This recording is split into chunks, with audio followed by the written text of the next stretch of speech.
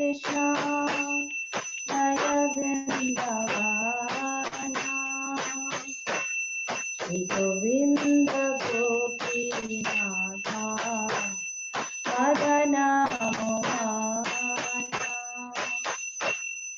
Shri Rasa Mandala Jaya Jaya Radha Shyama Jaya Jaya Rasa Leela Sarvamanorama Jaya Jaya Jaya Rasa Sarvarasa Sara Parakiya Bhave Jama Jajite Gachara Shri Jana Pada Padma Oriya Smarana Jaya Krishna Nasta Kole Nama Sankirtana Jaya Radhe Jaya Krishna Jaya Vrindavana Shri Govinda Gopi Natha Madana Mohana Hare Krishna Krishna Krishna Hare Hare Hare Rama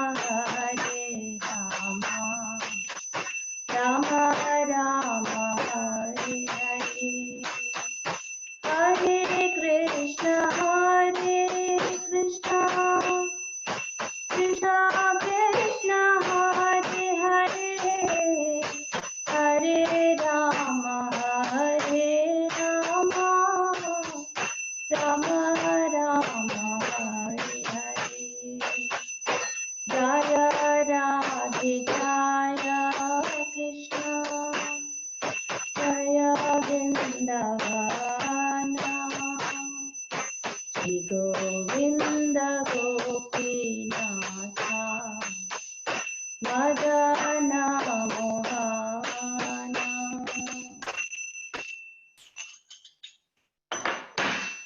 Thank you, Amrita. Leela Krishna, can you please do Narsingha prayer?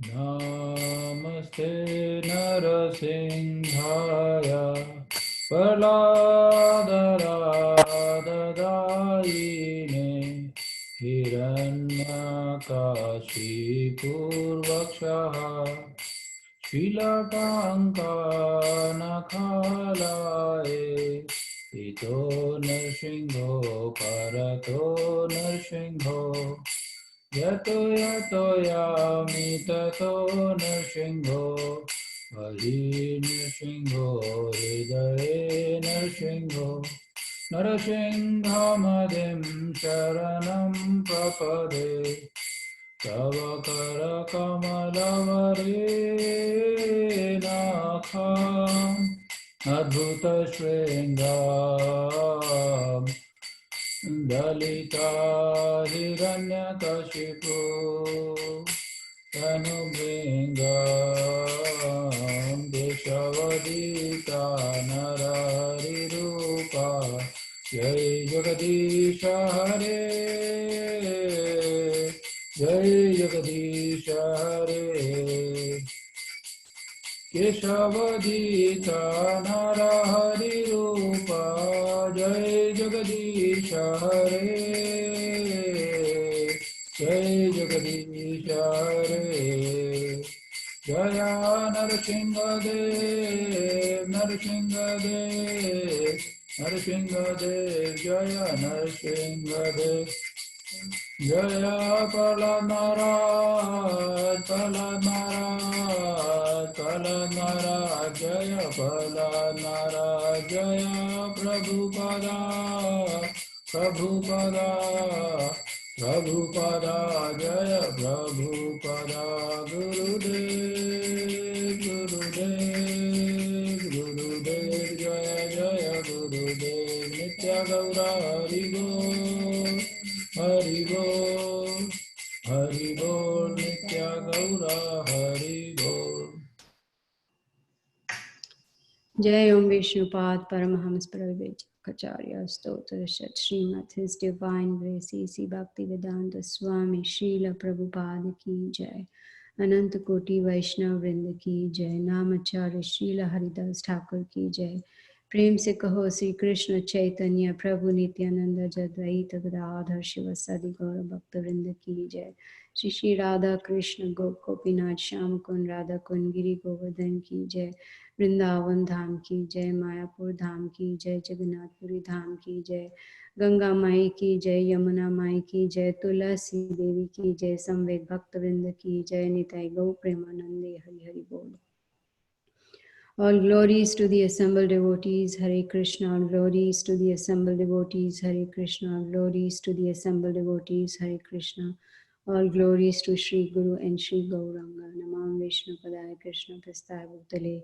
Srimati Gopal Krishna Goswami Niti Namane Prabhupadasya Saitamya Prakasamritiracha Pracharan Katvan Sadhu Bhagat Padayate Namaha. Om Namo Bhagavate Vasudevaya. Om Namo Bhagavate Vasudevaya. Om Namo Bhagavate Vasudevaya. Narayanam Namaskritya Naram Chaiva Narottamam Devim Saraswatim Vyasam Tato Jayamudiraye Nashtaprayeshu Abhadreshu Nityam Bhagavata Sevaya Bhagavati Uttama Shloke Bhaktir Bhavati Naishtaki. So we are continuing with Srimad Bhagavatam, Canto 12, The Age of Deterioration, Chapter number 9. Markandeya Rishi sees the illusory potency of the Lord. Text number 1. Shruta vacha samstutto bhagavanitham markandeyena dhimata narayano narasakha prita aha bhrigudvaham. Translation by disciples of Srila Prabhupada. Sutta Goswami said, the Supreme Lord Narayana, the friend of Nara, was satisfied by the proper glorification offered by the intelligent sage Markandeya. Thus, the Lord addressed that excellent descendant of Bhrigu. Om Agyana Timirandasya Gyananjana Shalakaya Chakshu Unvitam Yena Tasmai Shri Gurave Namaha. So as we can see, Markandeya Rishi, he wants to see Maya. Of course, he is a pure devotee, so he can desire such a thing. But people like us, we don't need to desire because we see Maya all the time. We are in Maya all the time. So there is no question of, wanting to see Maya. No. In fact, yeah, the question may be there because, we want to see Maya because we like Maya and then we want more of Maya. And the more we get of Maya, the more we want to see. Just like Prabhupada says, what does chanting do? It gives us a desire to chant more. So similarly, desire to be with Maya brings more desire to be with Maya. So here we see that Sutta Goswami, now he is informing us that Krishna in the form of Narayana is very satisfied by the proper glorification, proper, not just, casual glorification, no, proper, which means as per the scriptures, as per Guru, Sadhu and Shastra. And offered by whom? By the intelligent sage Markandeya.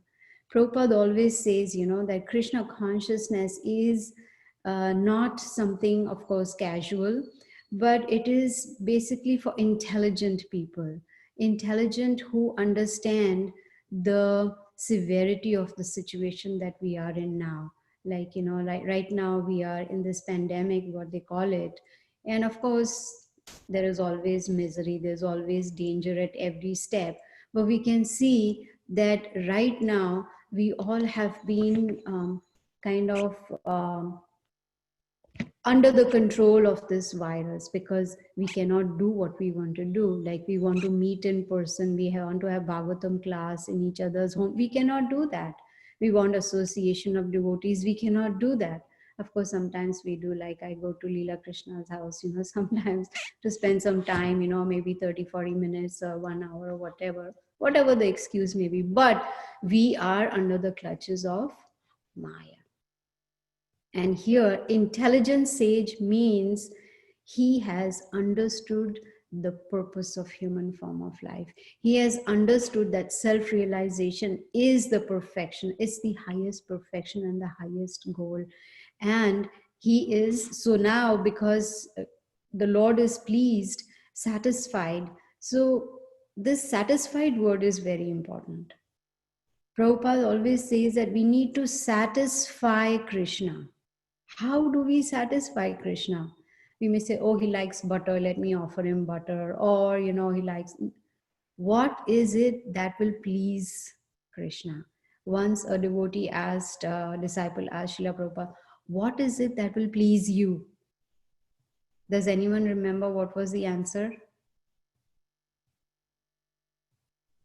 He said two different times. One time he said, what will please me is that you love Krishna.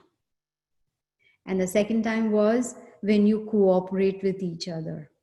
So these are the two things that he said. So love Krishna. That is what he's looking for. Not that he has shortage of love. No, he wants us to become, liberated, to deliver ourselves from these clutches of Maya, from this cycle of birth and death. Now in verse number 2, Krishna, Lord Narayana, he starts speaking. The Supreme Personality of Godhead said, my dear Markandeya, you are indeed the best of all learned Brahmanas.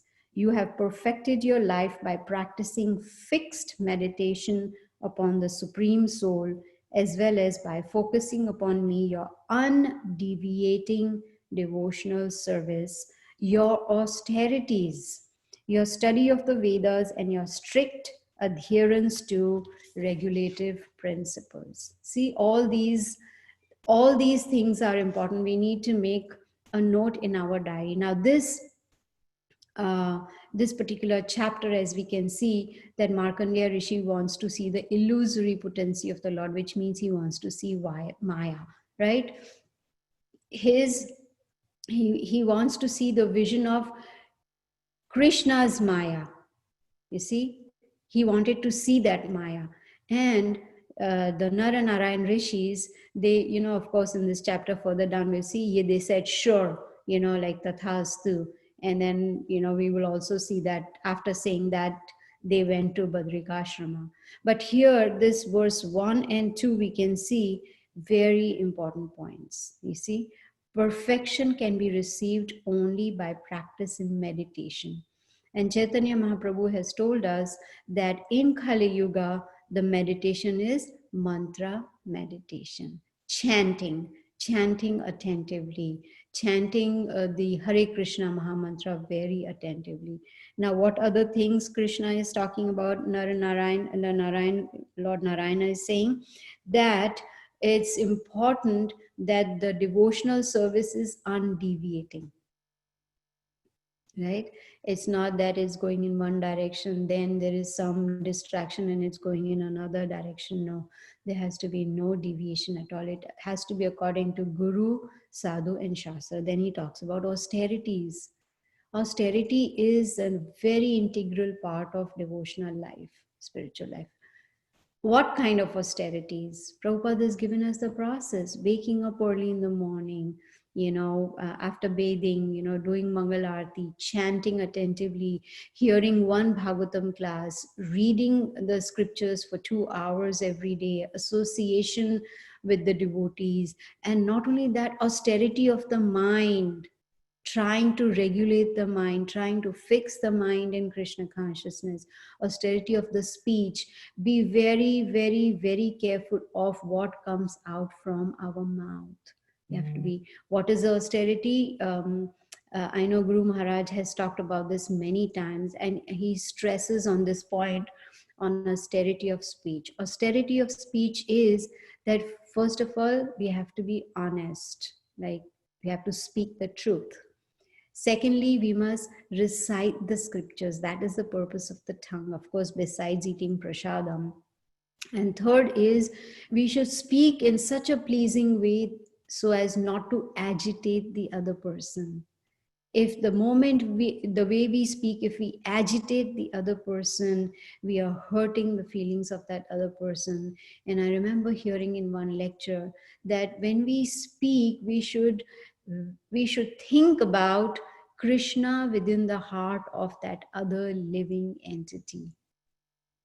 I also remember hearing that when we, offer obeisances to another person, Hari Bol, Hare Krishna, we have to keep in mind also we are offering respects to Krishna within the heart of that other living entity as well.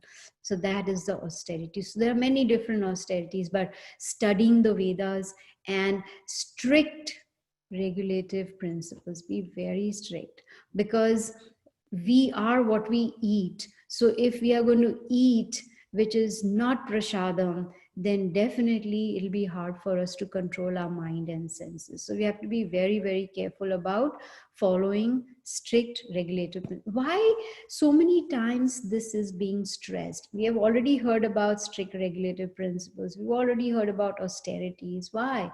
Because it is important. And it is not only important, it is very important. And that indicates that if it is so important, then we need to give up some things that are impediments in our spiritual life. First of all, it is give up laziness. It's because of laziness, the mind, it convinces us, it convinces us that even though it's wrong, it says it is right. And because the senses want what the mind wants, the intelligence gives in and says, okay, whatever. Just, sometimes when children don't listen to you, say, okay, whatever, just go do what you want to do, right? That is like giving up. There is no more hope. Just go, do what you want. It's not that you're happy that they can go and do whatever they want. No, but you have given up. So it's important to give up laziness, give up excuses. Oh, because of this, I cannot do that. Oh, because of this, I cannot read, or I cannot. No, these are all excuses. We have to understand that we are very, very, very fortunate to have got, first of all, this human form of life. Secondly, we've got Srila Prabhupada's books. Thirdly, we have Guru Maharaj. Fourthly, we have association of the devotees. And we have what?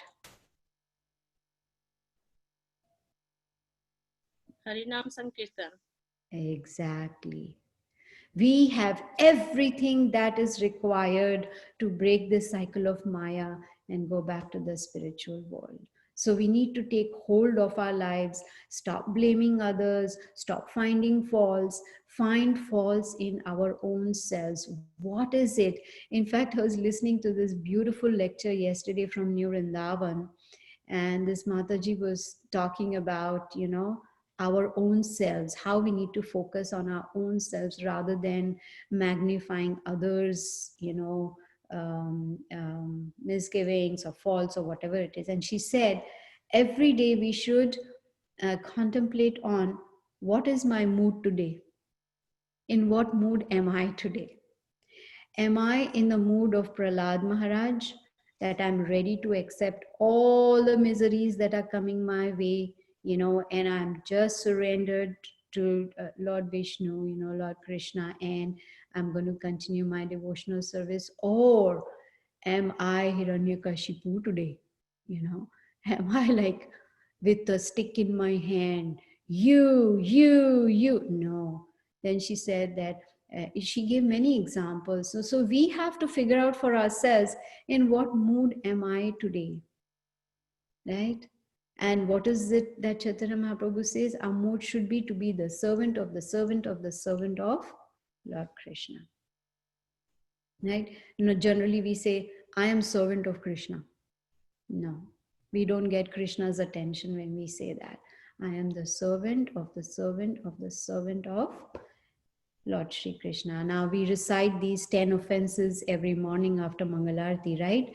And one of them is to blaspheme the devotees who have dedicated their lives in propagating Krishna consciousness, right? Dedicated their lives. So we have to be very careful, and if the mood is not going in the right direction, we need to turn it around. We need to talk to the mind. Of course, the mind is not going to listen, but we have to be strict and somehow or the other change the mood to servitude to Guru and Krishna. Let's read verse number 3. We are perfectly satisfied with your practice of lifelong celibacy. Please choose whatever benediction you desire, since I can grant your wish. May you enjoy all good fortune. See, in purport it says, Srila Vishwanath Chakravarti Thakur explains that the Lord used the plural form in the beginning of this verse. We are satisfied, because he was referring to himself along with Shiva and Uma, who will later be glorified by Markandeya. This is in preparation for next chapter actually. The Lord then used the singular, I am the bestower of benedictions, because ultimately only Lord Narayana, Krishna, can award the highest perfection of life, eternal Krishna consciousness. You see? He says, I can grant you your wish. And Prabhupada has already explained in Bhagavad Gita why. Because Krishna is a controller, he is the sanctioner, he is the witness. Only he can award the highest perfection of life, which is Krishna consciousness. And he has already given us that opportunity. We've come in contact with devotees. We've come in contact with Srila Prabhupada and his books. We've come in contact with Guru Maharaj and so many wonderful devotees. All we have to do is just hold on to that and somehow or the other progress in spiritual life. Number 4, the sage said, okay, before we go there, supposing we are that fortunate, we are that purified that, Krishna asks us, what benediction do you want? I remember in Dunwoody Park when we had started this class in the 90s, I had gone around in the room and, asked everyone, what is the benediction you would want? The first answer was, by the way, none of you right here on the Zoom were there at that time. This was the first class we had. And so there was a young college going student, and she said, I want green card. Okay. Then I was losing hope. Yes, because we have been speaking of Bhagavad Gita, for quite some time now, a few weeks now. And the second one said a better job. And the third one, it just went on, everything material, there was no desire. I mean, Krishna is standing right in front of you, and all you can ask is pure devotional service at the lotus feet of the Supreme Lord, right? That is all we want. But here there were all these material aspirations. I want this, I want that, and that, and that.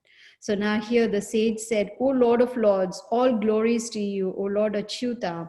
You remove all distress for the devotees who surrender unto you. That you have allowed me to see you is all the benediction I want. How beautiful. I've had your darshan. I don't need anything else. Because what does Prabhupada say? That the moment we have darshan of Krishna, we automatically get purified and qualified to go back to Godhead. Even all those millions of soldiers that were present in the battlefield of Kurukshetra, they all got liberated. Why? Because they had darshan of Lord Shri Krishna.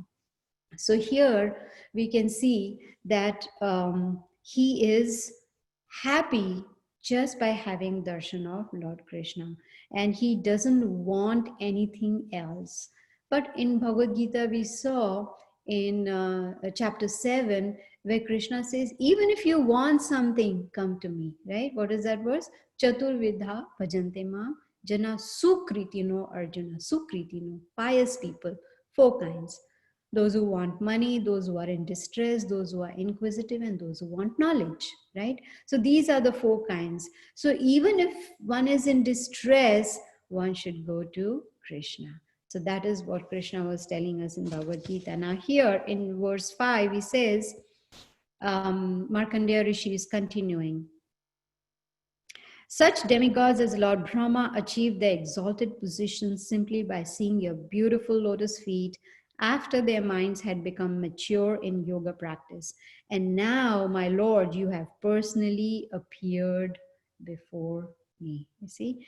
So Markandeya Rishi, he's pointing out that exalted demigods like Lord Brahma achieved their position simply by glimpsing the Lord's lotus feet. And yet, Markandeya Rishi was now able to see Lord Krishna's entire body, not just the lotus feet, the entire body.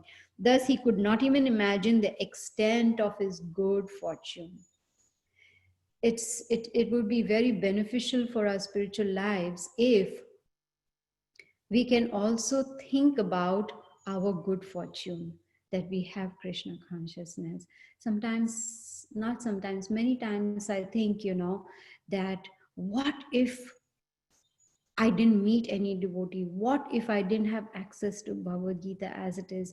If I didn't come across Srila Prabhupada's books? What would be the situation? It is a scary thought, because then what? Then I would have been totally involved in materialistic activities, just in trying to enjoy this body, this life, and just getting more and more and more entangled in this material world. So it's important to have that attitude of gratitude towards Srila Prabhupada, that he has given us Krishna consciousness.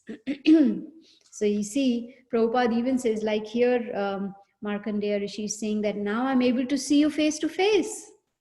Prabhupada says we can also see Krishna face to face. We can also talk to him. We can have a relationship with him. We can see him like Prabhupada used to see Krishna all the time. See, that is possible, provided we become pure. There has to be pure Krishna consciousness. Number 6.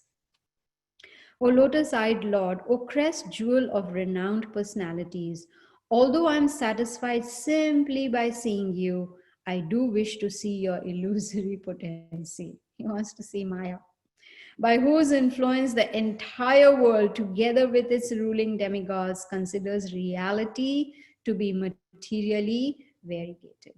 You see? Here, he knows that Maya is something that puts us in illusion, and of course we give her an opportunity to bewilder us, because we say, Maya, come, come, come. In Hindi there is something, ow, ow, right? Ow, ow. So we are asking Maya, come, come, I'm ready with my open arms, come, I want to embrace you, right? Markandeya Rishi knows, but he still wants to see the illusory potency of the Lord. And those who are not strict in Krishna consciousness, those who are still doing what you call casual bhakti, those who are too busy, those who have too many distractions, those who feel they have too many responsibilities. I was thinking, how many more excuses do we need, right? These are all excuses. If we are determined that yes, this is the last birth that I want to take in this material world, if we have the determination, I want to take full advantage of this boat of this material body to cross over this material ocean, then none of the excuses should be able to stop us or be an impediment or an obstacle in our spiritual life. So here we can see that Markandeya Rishi, he knows that everything belongs to Krishna, everyone is in Krishna, even the demigods, they come from Krishna. He's aware, but he still wants to see what is that Maya, right? A conditioned soul sees the material world to be constituted of independent and separate entities. Actually, all things are united, being potencies of the Supreme Lord. Markandeya Rishi is curious to witness the exact process by which Maya, the Lord's bewildering potency, casts living beings into illusion. In a way, it's good, right? It's good to have knowledge. It's not just to have knowledge, but to have a practical demonstration, to see how does Maya bewilder us. But people like us, we don't want to take the chance.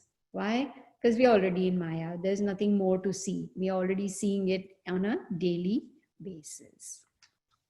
Number 7. So the Goswami said, "O wise Shaunaka, thus satisfied by Markandeya's praise and worship, the Supreme Personality of Godhead, smiling, replied, 'So be it,' and then departed for his hermitage at Badrikashrama." Now, this word smile, in the purport, it's mentioned that this smile actually of Krishna he was smiling regretfully or sadly, because he wants his devotees to stay away from Maya, right? But here there is a curiosity to see Maya, because if we are not pure like Markandeya Rishi, then this curiosity to see Maya can develop sinful material desires, you see, in the heart. Even though there are so many desires, but then more and more sinful desires will develop. Now, Krishna, he awarded that benediction because the devotee desired it. Just like sometimes parents, let children experience pain when their advice fails. We keep telling, please don't do this. This is bad for you. This is bad for you. This is bad for you. And the child says, no, I still want to do. Then what do the parents say?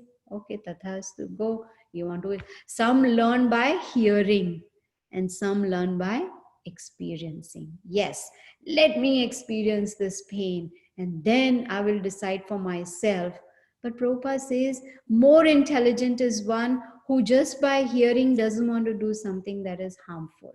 You see? So just, by hearing, they say, okay, if this is what Krishna says in the Bhagavad Gita, it is right and I am going to follow it. Not that, let me try, like for instance, in chapter 6 of Bhagavad Gita, Dhyana Yoga, there is description how to perform that, meditation, Dhyana Yoga. You go to a secluded place, you put kusha grass, a deer skin, and half closed eyes. This, you do this and that. So one may say, oh, I would like to experience that. That is waste of time, right? Because in Kali Yuga, yes, that was practiced in Satya Yuga, but in Kali Yuga, it is mantra meditation. Verse number 8. Thinking always of his desire to see the Lord's illusory energy, the sage remained in his ashram, meditating constantly upon the Lord within fire, the sun, the moon, water, the earth, air, lightning, and his own heart, and worshipping him with paraphernalia conceived in his mind. But sometimes, overwhelmed by waves of love for the Lord, Markandeya would forget to perform his regular worship. What um, a beautiful, what do you call, um, beautiful thing to happen in life. How beautiful. So absorbed in loving Krishna that you forget your regular worship. But what is our situation? Oh, it is morning Mangalati time. Let me get all the paraphernalia. First, I have to do agarbatti. I have to do ting, ting, ting. Then I have to do this. And the whole concentration is in that process of the worship, not the purpose of the worship, which is developing love for God. So this is so beautiful. He was overwhelmed by the waves of love for the Lord. That is a pure devotee, where a devotee is 24/7 just thinking about loving Krishna. And that is what Srila Prabhupada wanted, that we somehow or the other establish a loving relationship with Krishna. So here Markandeya Rishi, he was a pure devotee of the Lord. He was a great devotee. He had no material ambitions, but he wanted to learn about Maya. That's why he wanted to see Maya. He wants to learn about it, not because, not because he wants to get swayed by Maya, get into material life. No. So here it is said that one day on the bank of Pushpabhadra, a great wind was blowing. Suddenly there was a great wind. There was a terrible sound. There was fearsome clouds. There was lightning, thunder, torrents of rain, and four great oceans appeared on all sides, swallowed up the earth with waves, and sea monsters in oceans, everyone, and there were fearful whirlpools. This is the description given. And the Rishi, this Markandeya Rishi, he could see all living entities of the universe and himself tormented by this wind and lightning and waves. The whole earth was flooded, and he was perplexed and he was fearful. See? He was perplexed and fearful. And in verse number 13, there is a mention of Chaturvidham, which means there are four sources of birth for conditioned souls. Those who are born through embryos, through eggs, through seeds, and through perspiration.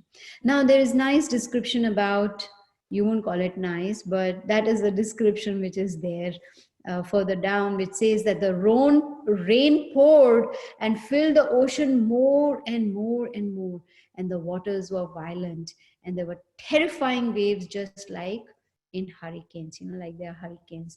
And all the earth's islands, mountains, and continents, they all got covered up by this water. So the water, it covered up not only the earth, outer space, heaven, celestial region, but only the Markandeya Rishi remained out of all living entities. You see? He wandered about alone in the water as if he was dumb and blind. What can you do in the water, right? When you're almost like drowning in the water, you cannot, sing or dance. No, you can't do anything. He couldn't. He was like deaf and dumb. I haven't been in the water really to try out to see if you can speak in the water, or I think you can see in the water. You can open your eyes, and then but you can't really hear. You just hear the ocean waves. If someone is talking to you, I don't think you can hear anybody, even if that person is close to you. So here he was like dumb and deaf. Let's go to verse number 16. Tormented by hunger and thirst, attacked by monstrous makaras and timingila fish, and battered by the wind and waves, he moved aimlessly through the infinite darkness into which he had fallen. As he grew increasingly exhausted, he lost all sense of direction and could not tell the sky from the earth. Imagine, do you want to be in that situation in this material body right now, where we have lost a sense of direction? Like we randomly, like I pick up my car keys and drive out, of my garage, and then just aimlessly drive. That would be so scary. Just, wherever mind says right, okay, go right. Mind says left, okay, go left. Take this highway.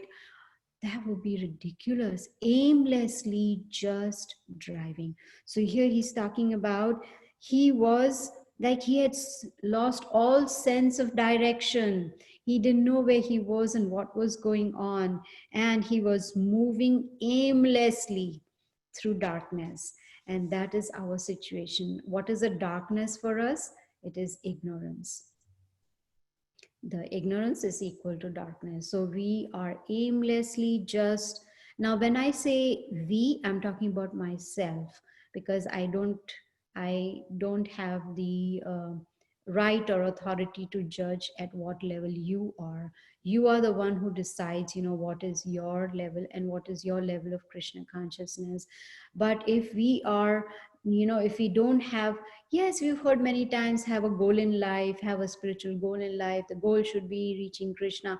That is all theory part. Yes, we've heard a lot. But what have we done about it? Are we still aimlessly just going without any direction?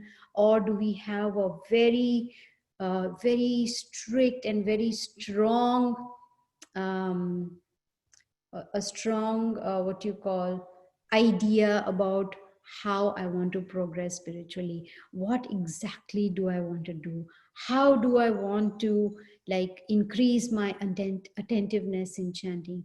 How can I increase my absorption in reading Srila Prabhupada's books? So all this is something that we have to do basically on a daily basis. So here we can see that Markandeya Rishi, he's seeing the effect of Maya, right? And only when he comes out and comes out of it, that is when he will feel free and fearless. So here we can see that as we can see even verse number 17, at times he was engulfed by the great whirlpool, sometimes he was beaten by the mighty waves, and at other times the aquatic monsters threatened to devour him as they attacked one another. Sometimes he felt lamentation, bewilderment, misery, happiness, or fear, and at other times he experienced such terrible illness and pain that he felt himself dying. This is the effect of Maya, you see? And that's why Prabhupada says that unless we come out of this Maya, unless we come out of this cycle of birth and death, unless we surrender to the lotus feet of the Supreme Lord, we will not become fearless. We will not become free. See, countless millions of years have passed, and Markandeya Rishi, he was still wandering in that ocean. He was still wandering. Can you imagine? I don't know how many of you swim and go in the swimming pool. For how long can you be in that water? 1 hour, 2 hours, 3 hours, 4 hours, one day. After that, I don't want it anymore, right? It's very exhausting.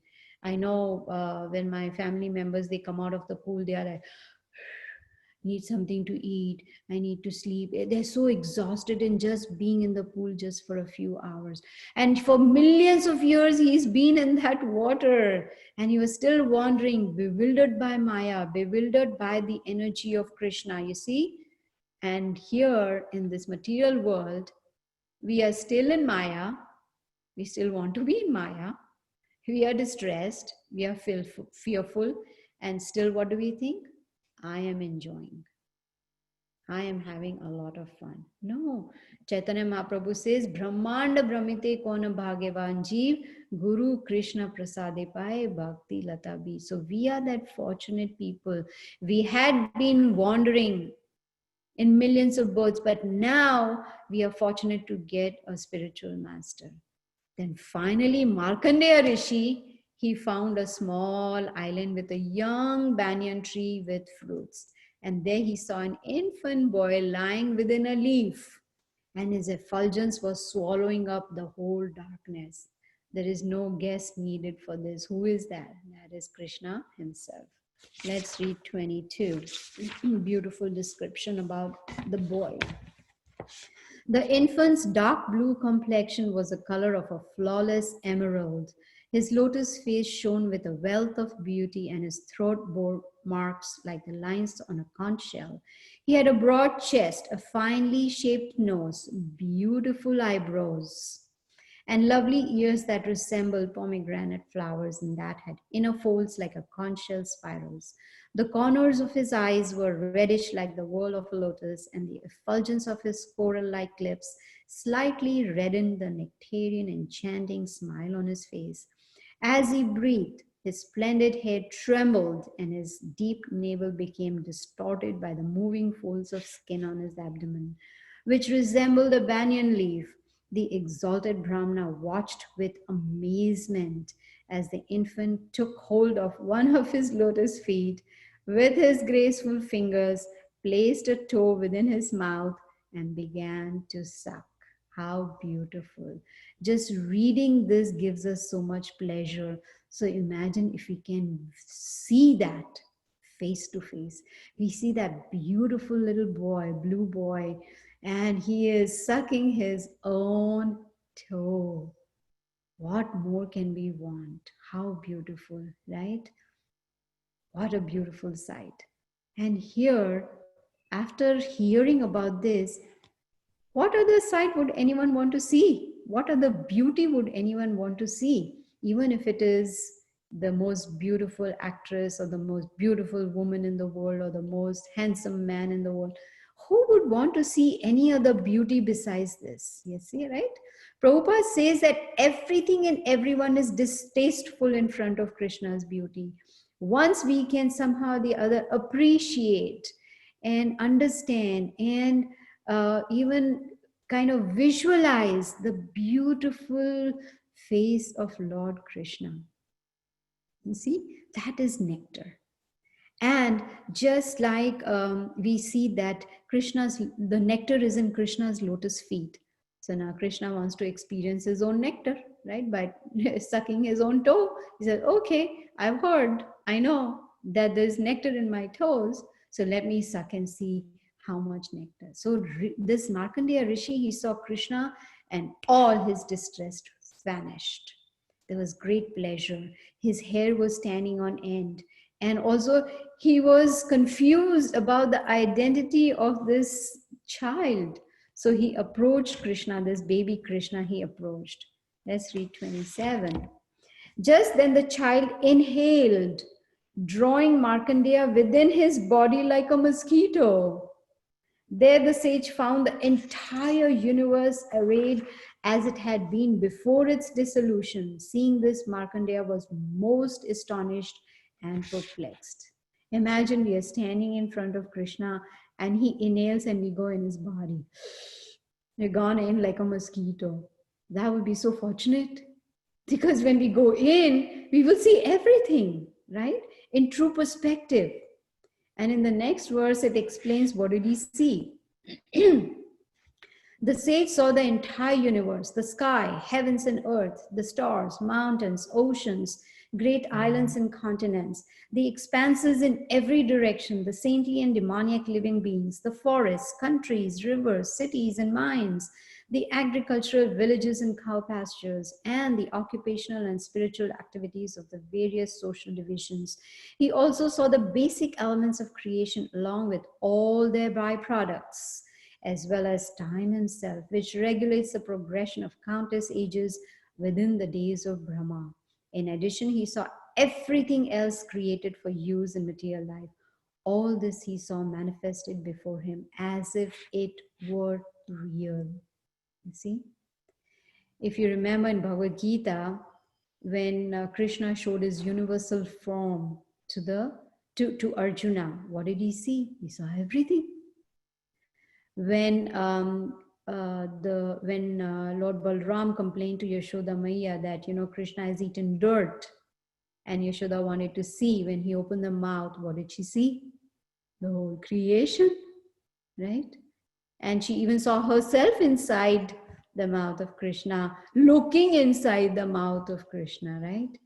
So that is a potency of the Supreme Personality of Godhead. So here, Arjuna saw the universal form from outside, and the Rishi saw it from inside. You see, that is the difference. He saw before him the Himalaya mountains, the Pushpabhadra river, and his own hermitage, where he had had the audience of the sages Nara Narayan.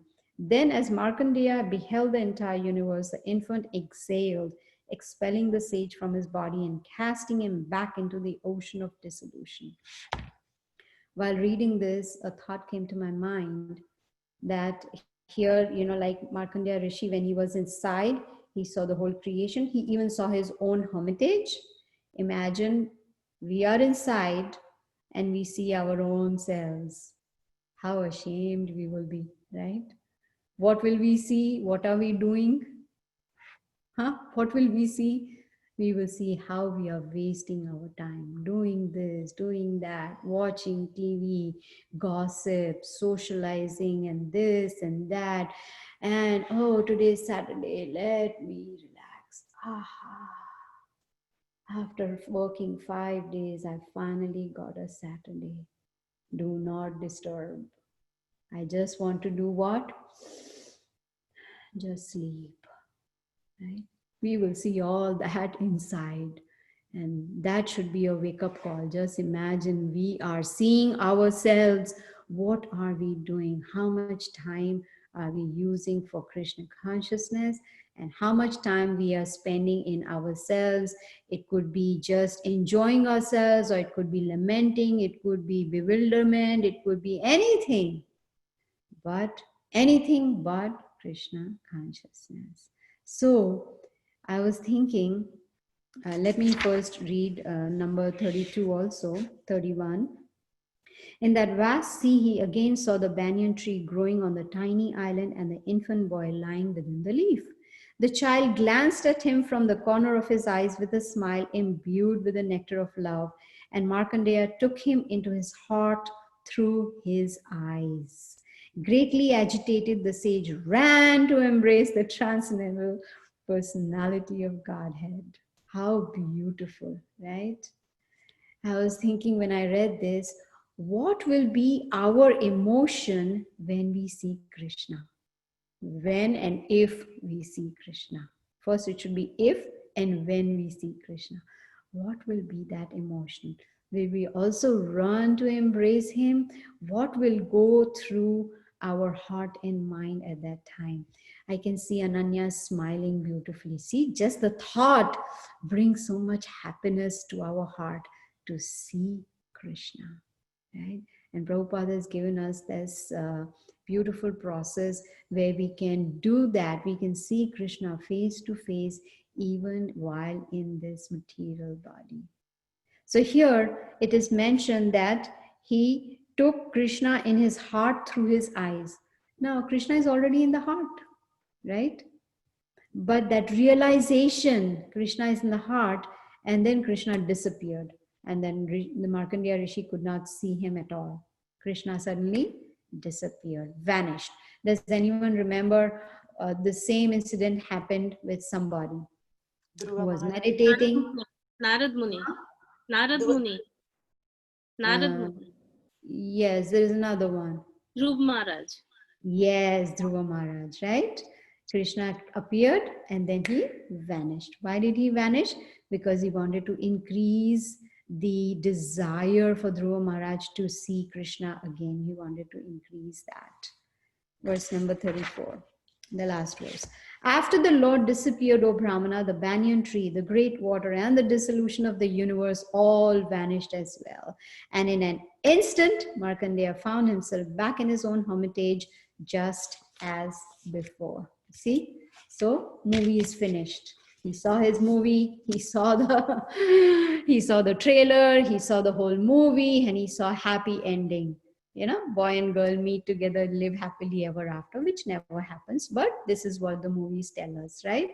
So here there was the end of the movie. He was back to square one where he was, right? So now the question arises, Markandeya Rishi wanted to see Maya, but do we want to see Maya or do we want to see Krishna? We have a choice. Maya, Krishna. Maya, Krishna. Choice is very simple. We have to just choose one. We cannot say, I want Krishna, but I want Maya also for some time, little time. I want to enjoy little more time. And then afterwards, I want Krishna. No. Okay, now we decide we want Krishna. What are we doing about it? Like, for instance, today is 4th of July, Independence Day, right? Independence Day. What does that mean? What is that independence? We have to use this little minute freedom of choice that we've got, that little independence that Krishna has given us. We should use that on 365 days of the year. We have to use it wisely. Yes, I've got this human form of life. Yes, I do have that minute independence, but I have to use it very carefully and wisely. That is the meaning of Independence Day. So today, being the Independence Day, we can maybe come up with a plan. You know, what am I going to do before next 4th of July comes? What are the changes I want to make, and what is it that I want to be free of, become independent of, right? So this is how this chapter ends. Anyone has any questions? I have a question, Mataji. Yes. So, Brahma, you were saying Brahma saw only his speech, but I read also Brahma saw partial Vishwarup. Krishna also showed him partial Vishwarup when he went underneath to find the stem, the root that is coming. he actually got the knowledge from Krishna, and then he saw, that's how he got the knowledge. He saw partial Vishwarup of Krishna. Mm-hmm. Mm-hmm. I don't remember which canto, but I read it in Bhagavatam. Okay. I'm sorry, but I don't remember that. I don't know if anyone else remembers reading that, or if anyone has any comment about it. Actually, I mean, what I remember is Brahma gets the knowledge through Krishna's flute. He only hears, because when he's confused, he goes all the way into the lotus stem down and then comes up out again and doesn't find anyone. And then he meditates for many years. And then he hears the tapa vibration coming from Krishna. So that's what I remember. I don't remember Brahma having darshan of Lord Shri Krishna. Yeah, that's what I also remember, but I wasn't sure, so that's why I wanted to. I will try to find out, Mataji, where Yes, I read, and I'll yes. show it to you. Mm-hmm. Mm-hmm. But Another the fact that this chapter talks about, he was the first one, to see that, so that itself also, Yes, Mataji, one more question. So, Naranarayan Rishi is throughout from the beginning of the time till the end. Yes, they are still there. Yes, that's what I have read, that they are still there. Narayan Rishi, yes, they are Because still there. Uddhava was sent by Krishna Mhm. before his disappearance to Naranarayan Yes, Rishi's place. yes, So, yes. it's all the yuga he's there, right? He's always there. Yes, that's what I've also heard and read, that he is there. Yeah, he's still there.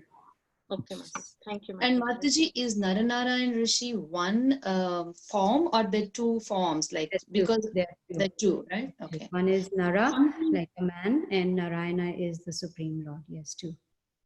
but sometimes in Bhagavatam only, when Naranarayan Rishi's reference comes, they say he went instead of saying they went. So is it Yes. simultaneous, one and No, different? that's what I read in one of the purports, which says when there is a mention that he went, they're talking about Narayan. Like even today, it said, I am going to give you the benediction, right? So that is Narayan saying, I will give you the Okay. benediction. Okay. And also Swaminarayan followed by the by one sect of people, the Narayan and this Naranarayan, the Narayan part is the same, I think, Mataji, is that right? Do you know? I don't know. I have no idea about Swami Narayan, so I will not be able to comment Okay, unless anyone else has right. information, knowledge about that. I have one more question, Mataji. So you were saying about how you will not know or at what level we are, but I was thinking because you are our Siksha Guru, you will know and you should be knowing, or we will be able to ask you so that, I mean, I was thinking that because Siksha Guru should be knowing, or is that not right, Mataji? Or you were talking in general as if to some others? Yes, in general, I was talking in general. Also, because there is a huge difference between a Shiksha Guru and Diksha Guru. Diksha Guru is Tattvadarshinaha, right? So, like for instance, our spiritual master, he doesn't need to be present in front of us. He knows everything. He knows what's in our heart. Many times we have seen, that we want to ask him something, but he already talks about it because, he knows what's in the heart, right? But that's not the situation of Shiksha Guru. So it is. Not really, that is my personal opinion. So we on our own, we have to examine ourselves, and it's not very difficult, like if we analyze what we are doing the whole day, how much time we are spending in what, that will give us an idea, what is our level, that how much time we can call it wasting, or how much time is, being constructive, how much time are we spending in preaching. So all that we can, and if there are any questions, we can of course, inquire about that okay, I'm confused about this, what about this, that way. But otherwise, like, I would not know what you all do in your house every day, right? Unless I have a spy camera. Without your knowledge, that would be awesome, right? No. Mataji, one question. Hare Krishna Mataji, I have one question. Yes, yes. In in the beginning of the chapter, you mentioned that Prabhupada mentioned how to please Krishna, right? So one of the thing was we have to start loving Krishna. That's I think one. Second, you mentioned that we have to coordinate. Can you give more detail about the second part?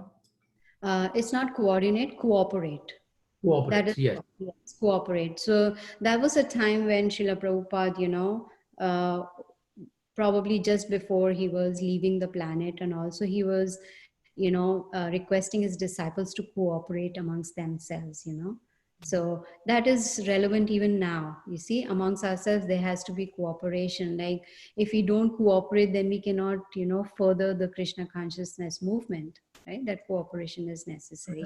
And how to please Krishna is, see, loving Krishna is a very high stage. To reach that, first we have to at least satisfy Krishna. And Krishna gets satisfied when our spiritual master is satisfied. And our spiritual master is satisfied when we follow his instructions. Not only the instructions that he has given us, but following them even before he gives us the instructions. You see, there are three kinds. The topmost disciple is one who does what the guru wants before the guru asks for it. The second is the disciple does after the guru tells him to do something. And the third one is one does not do what the guru asks him to do. See, these are the three kinds of disciples. So we have to come to that stage where we can understand what is it that pleases him, what is it that satisfies him, and then do that. Then Krishna is satisfied and pleased. Thank you, Mataji. Hari, one question. So you mentioned that we should, in the morning when we wake up, we should contemplate what mood we are in. So can you expand a little bit on that, please? Sure. So in one of the lectures, I heard that as soon as we wake up, the first thought that should come to our mind is gratitude. Thank the spiritual master, Srila Prabhupada, the Parampara. This is what I follow. So Guru Maharaj, Srila Prabhupada, the Parampara, then Lord Nrsingadev, Tulasi Maharani, Shri Nitai Gaurachandra, and Shri Radha Madan Mohan. So we offer our obeisances to them for giving us one more day to be Krishna conscious. You see, so the mood should start right from the time we wake up. Rather than as soon as we wake up, oh, I need to shower, I need to cook breakfast, I need to do that, I have to do laundry. No, all those thoughts should not. The first thing should be attitude of gratitude. We must offer our obeisances to them. And then that is how the mind starts getting what you call trained in that mood.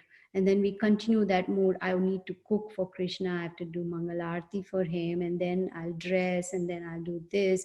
So then gradually, of course, we have to do our material duties also. But then when we start in that mood, and one important thing is that when we, after offering obeisances, we take a strong decision that today, like for instance, after Tulasi Puja, what do we say? Vancha kalpatarubhyascha kripa sindhubhya evacha patitanam pavanebhyo vaishnavebhyo namo namah. That is offering obeisances to all the devotees, right? Because they are like desire trees. So that strong desire or decision should be there that today I am not going to blaspheme anyone. That decision is very important, because Chaitanya Mahaprabhu says that when we offend devotees, our spiritual life gets crushed. You see, that is like a mad elephant, what is it called? Mad elephant effect. Like a mad elephant crushes all the beautiful flowers in the garden by just stamping on them. That is what blaspheming does, you see. So these are the simple things that we can do. Offer obeisances, get into that mood, and after Mangal Aarti, offer obeisances, asking all the devotees to pardon us for all the offenses that we may have committed, and think about it. Who did I offend? Sometimes it's unintentional, but sometimes it's intentional. So we offer, and then, maybe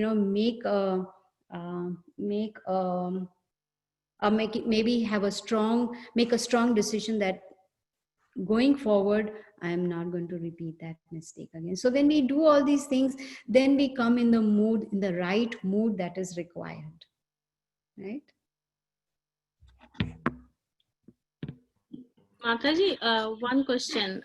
So, what do we call in this 10 points, 10 offenses while chanting? It is written Vedic scripture in the fourth one.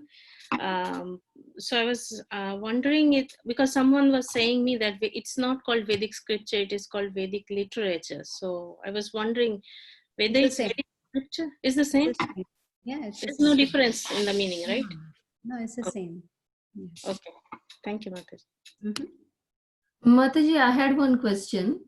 In this chapter, we learned that Markandeya Rishi, he asked that he wanted to see illusion. And then he sees all these waters of dissolution where he's swimming for millions of years.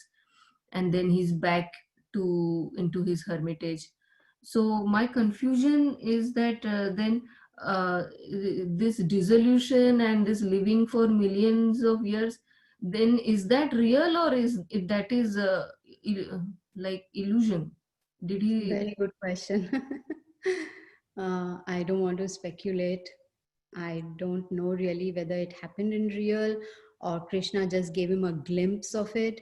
When it's saying millions of years, so it appears that, you know, it was the night time of Brahma and then partial dissolution was taking place, and that's why he was, moving in there millions of years. I don't know if anyone has any comment on this. I didn't think about this. Yeah, because I'm thinking whether all this really happened or this was just illusion and it was just like a moment So, in real yeah, life. it's a good question. So my question to you is that relevant? I guess not, just from understanding. So why perspective. speculate? Okay. But I don't want to speculate. So I have one comments on that one. Yeah. Mataji, could be related to the same. Indra got that pig family thing, right? He spent so many years there, and then Brahma reminded him that you doesn't belong to this place. So that period is just to teach him that thing. Maybe it's happening just for him. That period just like created that scenario so that he learned that lesson. So similarly, kind of the lesson because he want to see the Maya. Maybe only he's seeing that one. Something is going on, that illusion thing, and then he bring back everything evaporate. So that anything is possible from Krishna, correct? So that's thing I'm thinking that way. This is what I took it. Yeah, but what we can learn from this is, why do we want to spend millions of years wandering, right? Why? And we've already heard that at the time of dissolution, we all go into the body of Vishnu and we just stay there doing nothing. You know, why do we want to do that? We want to go back to Goloka Vrindavan. Okay. Thank you, Mataji. Thank you. Thank you so much. We'll see you all next Saturday.